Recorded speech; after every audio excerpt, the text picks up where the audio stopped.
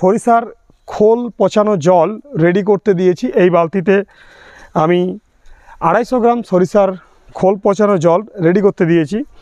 আর আমি যেটা করেছি, একটা 1 লিটারের মগ নিয়ে নিয়েছি, জাস্ট 1 লিটারের মগ আছে, আর তার সাথে আমি ফ্রেশ জল নিয়েছি 10 লিটার।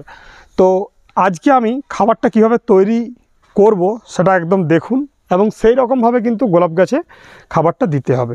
প্রথম কথা বলি বন্ধুরা, দেখুন গোলাপ গাছে এই যে আমরা সরিষার খোল পচানো জল দিচ্ছি, গোলাপ গাছে সরিষার খোল ভেজানো জল আমরা মেনলি প্রত্যেক সপ্তাহে একবার করে দিতে পারি। কিন্তু কি হয়, অন্যান্য গাছে ধরুন এই যে আমাদের গাঁদা গাছ আছে, বা এই যে ধরুন আমাদের সালভিয়া গাছ আছে, বা আমাদের শীতের যে সমস্ত গাছ আছে, সেই সমস্ত গাছে আমরা যেরকমভাবে সরিষার খোল পচানো জল ইউজ করি, আমরা কিন্তু সেই রকমভাবে গোলাপ গাছে ইউজ করব না। গোলাপ গাছে যেটা ইউজ করতে হবে সেটা হচ্ছে সরিষার